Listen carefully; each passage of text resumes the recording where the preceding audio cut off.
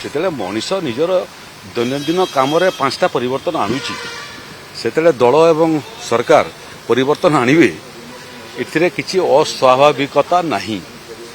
ତେଣୁ 12 ବର୍ଷ ପୂର୍ତ୍ତି ହୋଇଗଲା କେନ୍ଦ୍ର ସରକାରଙ୍କର, ଓଡ଼ିଶା ସରକାରଙ୍କର ମଧ୍ୟ 2 ବର୍ଷ ପୂର୍ତ୍ତି ହୋଇଗଲା। ଏବେ 2 ବର୍ଷ ପୂର୍ତ୍ତି ଏବଂ 12 ବର୍ଷ ପୂର୍ତ୍ତିକୁ ନେଇକରି ଯେଉଁ କାର୍ଯ୍ୟକ୍ରମ ମାନେ ଆମେ କରୁଛୁ ଆମର ପ୍ରୋଗ୍ରେସ୍ ରିପୋର୍ଟ ନେଇକରି ଲୋକଙ୍କ ପାଖକୁ ଯାଉଛୁ। ଆମେ ପ୍ରୟାସ କରୁଛୁ ଯେ ଗଣତନ୍ତ୍ରକୁ ଏକ ନୂଆ ପରିଭାଷା ଦେବା ପାଇଁ ଏବଂ ସରକାରଙ୍କୁ ଉତ୍ତରଦେହି କରିବା ପାଇଁ। ଯେମିତି ପାଠ ପଢ଼ିଲା ସମୟରେ ଛାତ୍ର ଥିଲାବେଳେ ଶିକ୍ଷକମାନେ ଆମର ମୂଲ୍ୟାଙ୍କନ କରନ୍ତି, ଗଣତନ୍ତ୍ରରେ ମଧ୍ୟ ସାଧାରଣ ଭୋଟରଟା ମଧ୍ୟ ସରକାରର କାମର ମୂଲ୍ୟାଙ୍କନ କରେ। ସେହି ବିଚାରଟାକୁ ଆଗକୁ ନେବା ପାଇଁ ଆମେ ଲୋକଙ୍କ ପାଖକୁ ଯାଉଛୁ ଏବଂ ଆମର ପ୍ରୋଗ୍ରେସ୍ ରିପୋର୍ଟ ନେଇକରି ତାଙ୍କୁ ଦେଖାଉଛୁ। ତାଙ୍କର ମୂଲ୍ୟାଙ୍କନ ପାଇଁ ଆମେ ନିବେଦନ କରୁଛୁ। ଯେତେ ମାର୍କା ସେମାନେ ଦେବେ ତାକୁ ନମ୍ରତାର ସହିତ ଗ୍ରହଣ କରିବୁ। ଯେତେ ମାର୍କା ଦେବେ ତାଠାରୁ ଅଧିକ ମାର୍କା ଆଗାମୀ ବର୍ଷ ଆଣିବା ପାଇଁ ପ୍ରୟାସ କରିବୁ। ସେ ଭିତରେ ରହିଲା ଯେ ମନ୍ତ୍ରିମଣ୍ଡଳର ସମ୍ପ୍ରସାରଣ କେବେ ହେବ। ମନ୍ତ୍ରିମଣ୍ଡଳ ସମ୍ପ୍ରସାରଣର ପ୍ରମୁଖ ଦାୟିତ୍ୱ ହେଉଛି କେନ୍ଦ୍ରରେ ପ୍ରଧାନମନ୍ତ୍ରୀ, କେନ୍ଦ୍ର ସରକାର ପାଇଁ, ରାଜ୍ୟରେ ମୁଖ୍ୟମନ୍ତ୍ରୀ, ତାଙ୍କର ପ୍ରେରୋଗେଟିଭ୍ ଏଇଟା।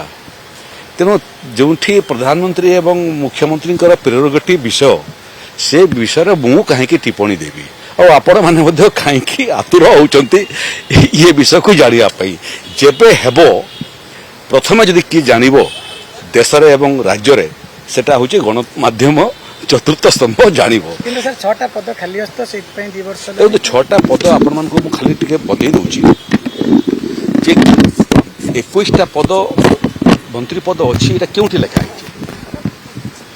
ପ୍ରକୃତରେ ମନ୍ତ୍ରୀ ପଦ କେତେଟା ହେବ ତାର କୌଣସି ମାପଦଣ୍ଡ ନାହିଁ। ଅତୀତରେ କ'ଣ ହେଉଥିଲା, ଅତୀତରେ ଗୋଟେ ଛୋଟ ରାଜ୍ୟରେ ମଧ୍ୟ ସରକାର କଲା ବେଳକୁ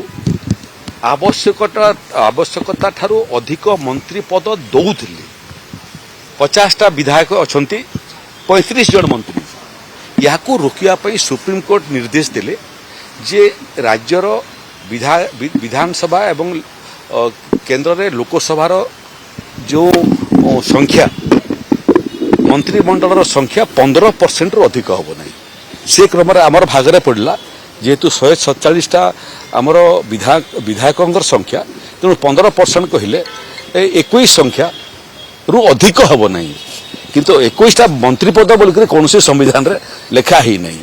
ମନ୍ତ୍ରୀପଦ 15%ରୁ ଅଧିକ ହେବନି। ଏଇଟା ହେଉଛି ସୁପ୍ରିମକୋର୍ଟର ଆଦେଶ ଏବଂ ଭାରତ ସରକାରଙ୍କର ନିୟମ। ତେଣୁ ପଦ ଏତିକିଟା ଅଛି ବୋଲି ନାହିଁ। ପଦ କମ୍ ଥିଲେ ବି ଚାଲିବ, ସରକାର ପଦ 15% ହେଲେ ବି ଚାଲିବ, 14% ହେଲେ ବି ଚାଲିବ, 13% ବି ଚାଲିବ। 2 ବର୍ଷ ଚାଲିଲାଣି, ଭଲ ଭାବରେ ଚାଲିଲାଣି। ହଁ, ରହିଲା କଥା ଯେ ଯେହେତୁ ଆମ ପାଖରେ ଆହୁରି 5-6ଟା ପଦ ଅଛି, ସେଇଟା ପୂରଣ କରିବାର ଦାୟିତ୍ୱ ମାନ୍ୟବର ମୁଖ୍ୟମନ୍ତ୍ରୀଙ୍କର। ଜାତୀୟ ଦଳ ଆମେ, ତେଣୁ ଯେଉଁଟା ବି ହେବ ପ୍ରଦେଶର ସଂଗଠନ, ମୁଖ୍ୟମନ୍ତ୍ରୀ ଏବଂ କେନ୍ଦ୍ରୀୟ ନେତୃତ୍ୱ ଏ ବାବଦରେ ଆଲୋଚନା କରିକରି ଶେଷ ନିଷ୍ପତ୍ତି ନେବେ।